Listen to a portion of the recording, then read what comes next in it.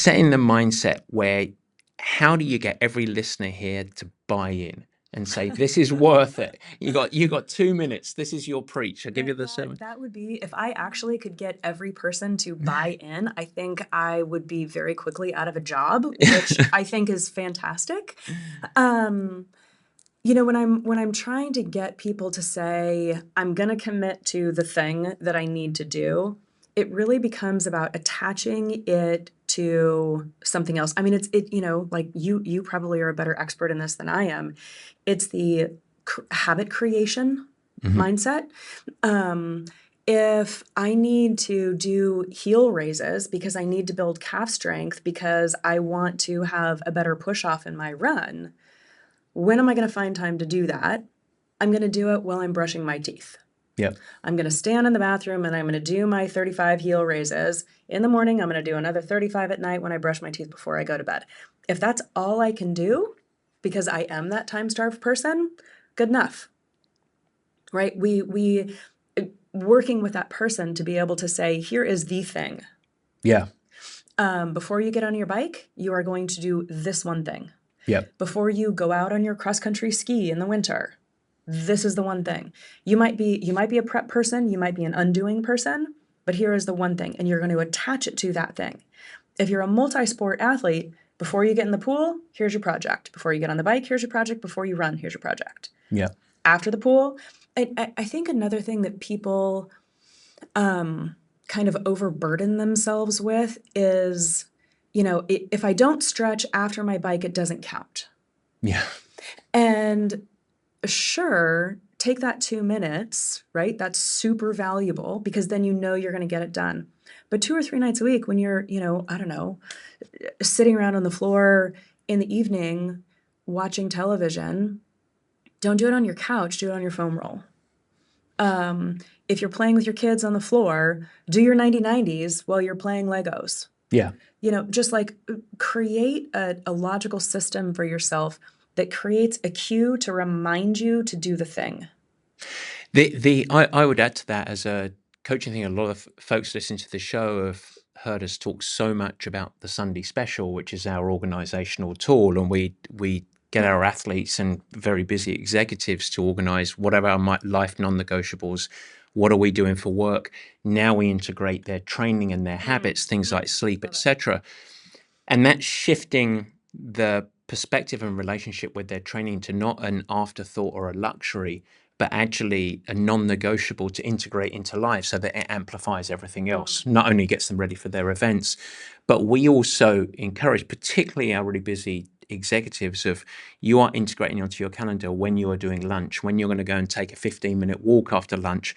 So this should be on the calendar. And there's a shift in mindset of prioritization, and it's a 10-minute calendar thing. Yeah. But it actually, then it's something that you can go back to that mindset and actually say, yeah, this is something that is a check the box thing, and where it is a non-negotiable. So it's shifting, because if you just think, I'm just going to fill it into the cracks, those cracks fill and it's never going to occur.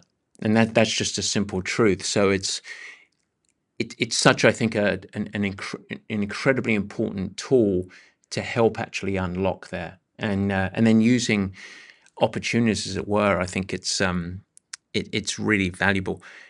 I'm going to do some preventative strategies, and I go into some quick fire stuff here, and tissue health. You know, we've got mostly endurance athletes here. So what would you say are sort of some of the non-negotiable, either daily or weekly habits, practices? I just talked about the Sunday Special there. What are some of the things that you think almost every athlete should prioritize? I think most of us in this day and age are sitters. Mm-hmm. And so I think that hip mobility for whatever it is that you are, whatever sport you're doing, is a fundamental to modern society that gets missed. I think also like chest and upper body, neck mobility is another thing, because I mean, like, you know, Yeah, you and I keep trying to sit up and right? then sit up and then sliding back down. Yeah. badly when I go to dinner with a patient because they're like, I can't not think about my posture. Yeah, You know, exactly. I'm so sorry. So I think that from a maintenance in life perspective, those two things are really critical. Yeah, I mean, we can talk about specifics on stretches, but I think that those are, if I had two things to give general humanity, Yeah. those would be it. I want to go back. I can't help but ask something here because you said something here and it sparks straight away the big point of neglect that I see of athletes, which I always call it upstairs. So a lot of, cyclists, runners, load bearing, first thing they look at, calf, hamstrings, quads, and they completely ignore upstairs. But the truth is, and I'm saying the truth is to you, and I should ask it as a question, but this is the source of a lot of challenges that occurred downstairs with the chain and neck, shoulders, chest, and pec. Can you just dig into that a little bit, because that's counterintuitive for people. It's like, oh, swimming just relaxes me, but everything's downstairs. It's like, well, that's the challenge because of what's going up here. So can you just dig into that for me a little bit?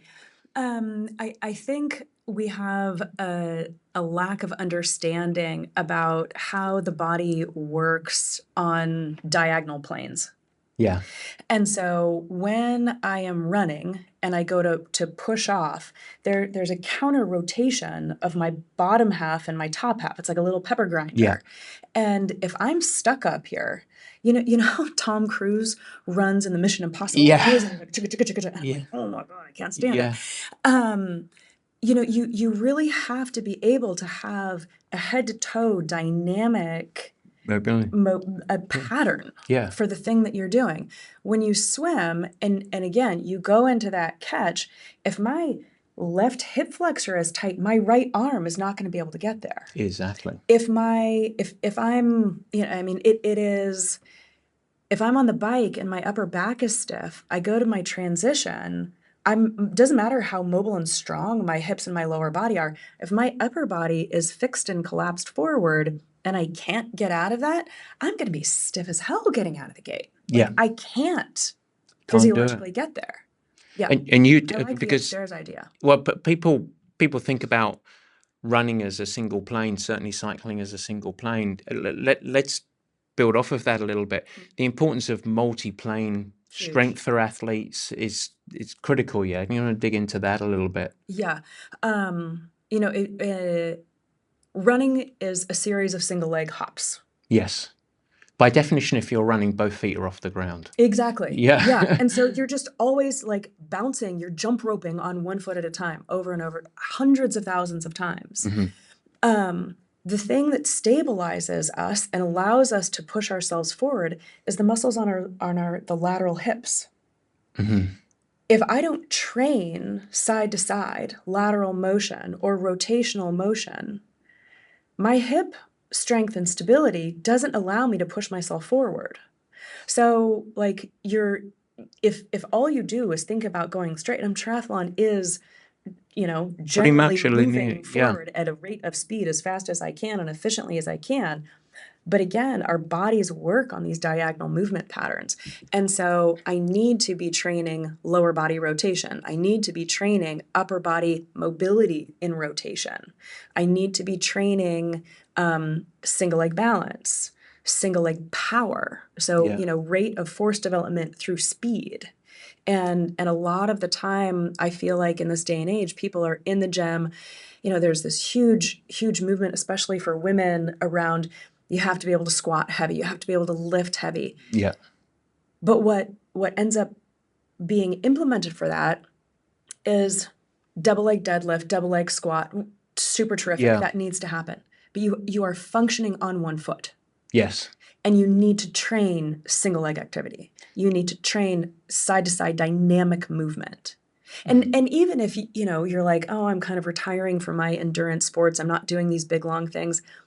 You're gonna move your couch to clean behind it. Yeah, you're gonna have to walk up stairs, and you don't want to have to use the handrail. Yes, it's the same thing.